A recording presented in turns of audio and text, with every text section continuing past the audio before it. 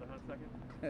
Half second, yeah. The House Speaker, as you know, has set this 48-hour deadline, she says, to jumpstart talks. She says she's hopeful about the prospect of a deal, but that it ultimately depends on the White House. What's your view?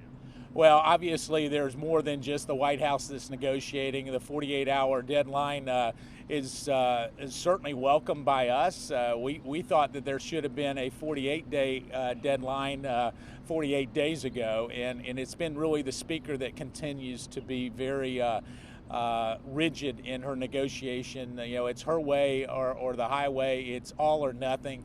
The American people don't understand that. Many of her Democrat colleagues don't understand that, and I can tell you the president has asked us to engage if she's willing to work in terms of some of the extreme policy initiatives that she's put forth and work on those issues. I think the Secretary and I have had a number of very fruitful discussions over the last several days that give us a hope that we might be able to reach some kind of an agreement in the next 48 hours. How realistic is the idea that Senate Republicans are going to jump on board with trillions of dollars in spending, something that they've been vocal in opposition to? Yeah, the Senate Republicans have been very vocal in terms of their lack of support of a number that is even close to what the president has already supported at the $1.88 trillion range. I can tell you this, that there are some in the Senate that would support it. Whether there's enough votes to get to the 60 vote threshold, that's up to Leader McConnell.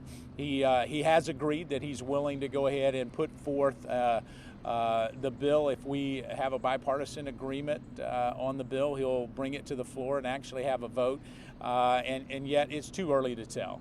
Quick follow-up. How is the president personally courting these senators to spend that much? Is he appealing to them personally?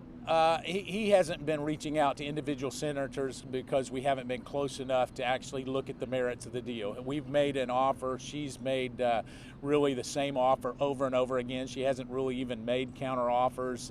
If you come inside the room and on those phone calls, she's been pretty much consistent with where she's been, which is either 2.2 or 2.4 trillion, depending on how you count the number. Obviously, we've increased our offer up to almost 1.9 trillion, and he's willing to give some additional money in terms of direct payments. He's willing to give some additional money in terms of PPP help to restaurants and hotels and small businesses, and yet most of the differences are not in those two areas.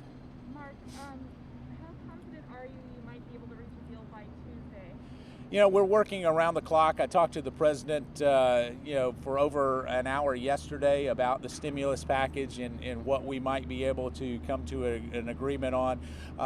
If past his prologue, Nancy Pelosi is going to put out this 48-hour deadline. She's not going to move anymore, and she's not going to move at all. And so by saying anymore, I haven't seen real movement on her part. All we've been doing is trying to provide additional areas of relief where we could compromise. I think it's important for the American people to see that the President and Secretary Mnuchin and myself have not only made modifications, but made substantial modifications that come at the risk of jeopardizing Republican support in an effort to hopefully help the American people. And as we've done that, we've made an extremely good faith offer. Hopefully she'll recognize that and her colleagues will recognize that.